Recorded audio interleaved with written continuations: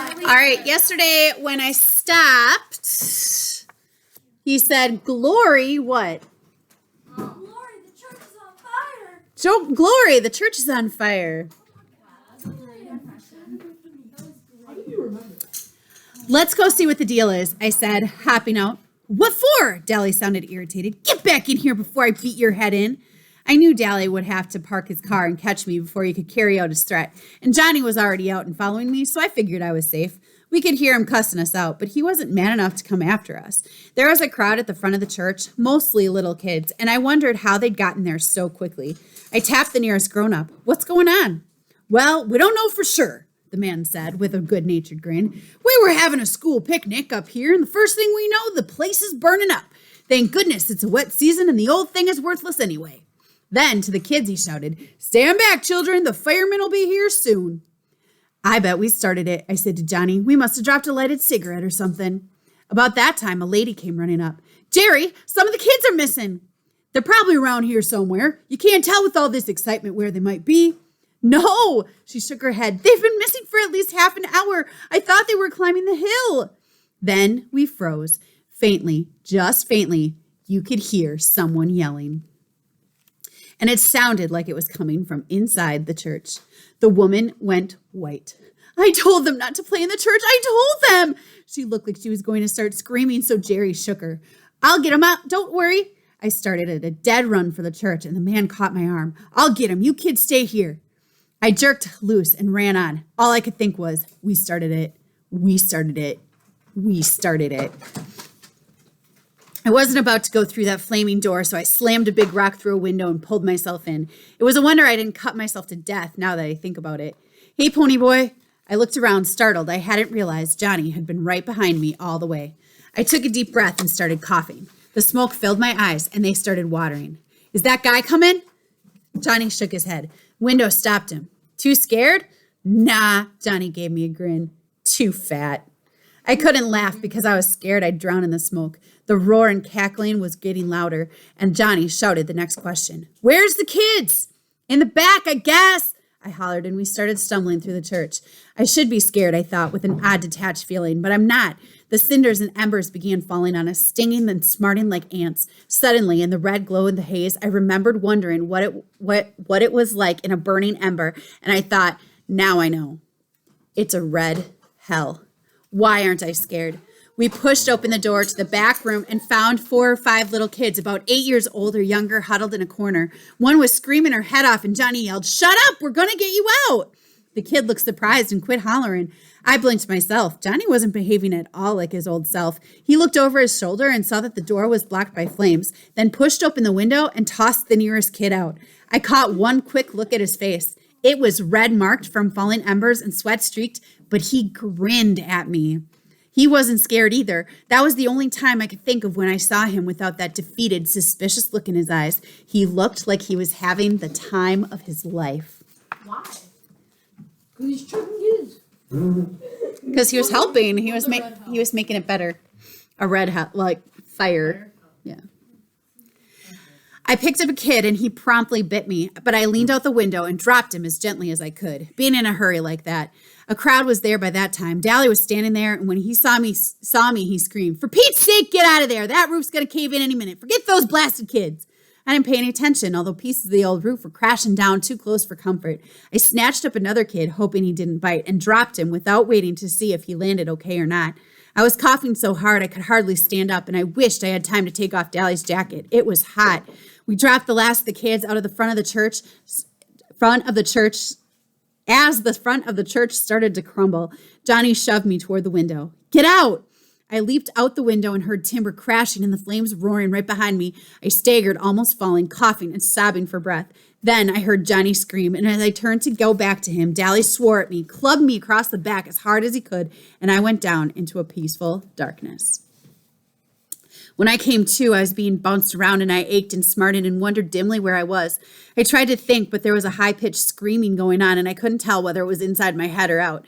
Then I realized it was a siren. The fuzz, I thought dully. The cops have come for us. I tried to swallow a groan and wished wildly for soda. Someone with a cold, wet rag was gently sponging off my face, and a voice said, I think he's coming around. I opened my eyes. It was dark. I'm moving, I thought. Are they taking me to jail? Where? I said hoarsely, not able to get anything else out of my mouth. My throat was sore. I blinked at the stranger sitting beside me, but he wasn't a stranger. I'd seen him before. Take it easy, kid. You're in an ambulance. Where's Johnny? I cried, frightened at being in this car with strangers. And Dallas. They're in the other ambulance right behind us. Just calm down. You're going to be okay. You just passed out. I didn't either, I said in the bored, tough voice we reserve for strangers and cops. Dallas hit me. How come? Because your back was in flames. That's why. I was surprised. It was? Golly, I didn't feel it. It don't hurt. We put it out before you got burned. That jacket saved you from a bad burn and maybe saved your life. You just keeled over from smoke inhalation and a little shock, of course. That slap on the back didn't help much. I remembered who he was then. Jerry somebody or other who was too heavy to get in the window. He must be a school teacher, I thought. Are you taking us to the police station? I was still a little mixed up as to what was coming off. The police station? It was his turn to be surprised. What would we want to take you to the police station for? We're taking all three of you to the hospital. I let his first remark slide by. Are Johnny and Dally all right? Which one's which? Johnny has black hair. Dally's the mean-looking one.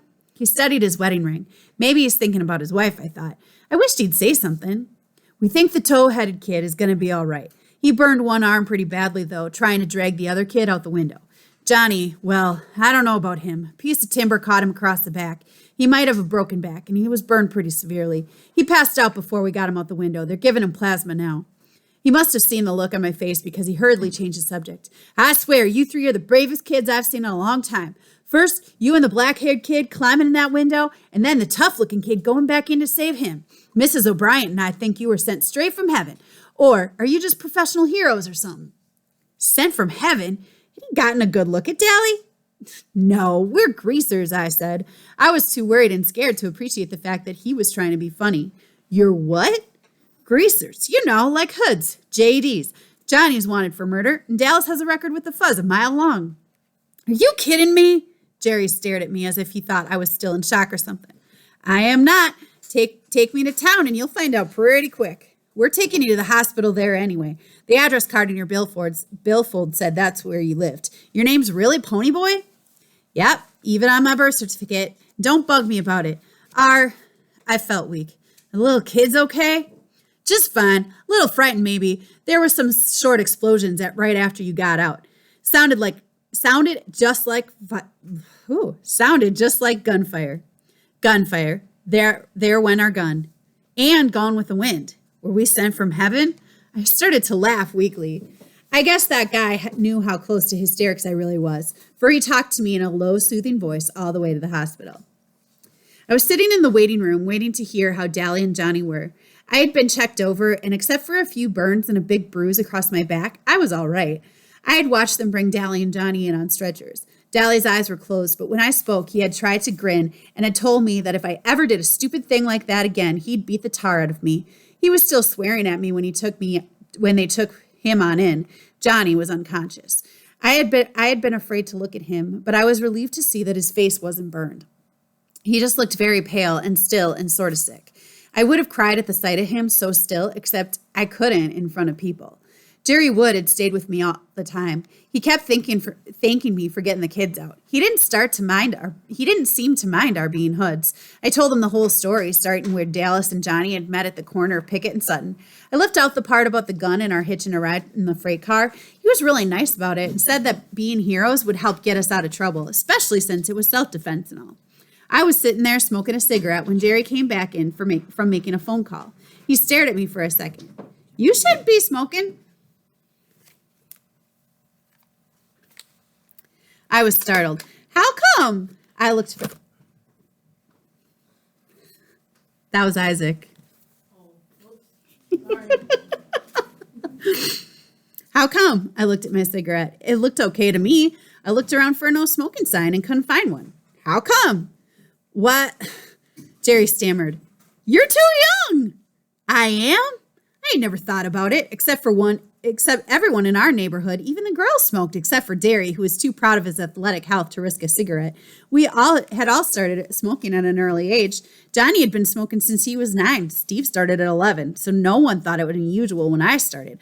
I was the weed fiend in my family. Soda smokes only to steady his nerves or when he wants to look tough. Jerry simply sighed, then grinned. There's some people here to see you. Claim to be your brothers or something? I leaped up and ran for the door, but it was already open and Soda had me in a bear hug and was swinging me around. I was so glad to see him, I could have bawled. Finally, he set me down and looked at me. He pushed my hair back. Oh, Pony Boy, your hair, your tough hair. Then I saw Derry. He was leaning in the doorway wearing his olive jeans and black t-shirt.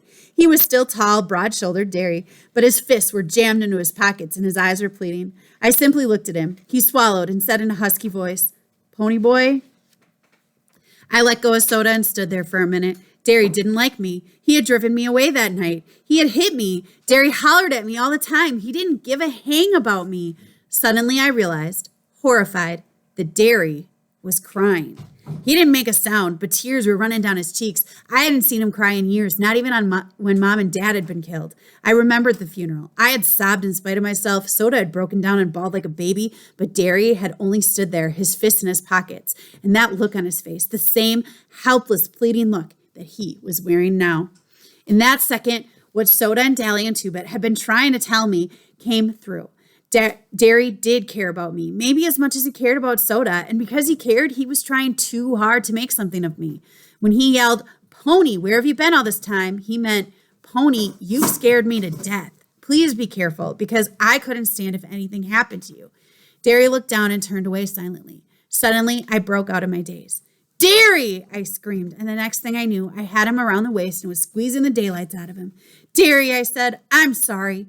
He was stroking my hair, and I could hear the sobs raking him as he fought to keep back the tears. Pony, I thought we'd lost you like we did Mom and Dad. That was his silent fear then, of losing another person he loved. I remembered how close he and Dad had been, and I wondered how I could ever have thought him hard and unfeeling. I listened to his heart pounding through his t-shirt and knew everything was going to be okay now. I had taken the long way around, but I was finally home to stay. They're foreshadowing about losing another person. A little bit. Wait, so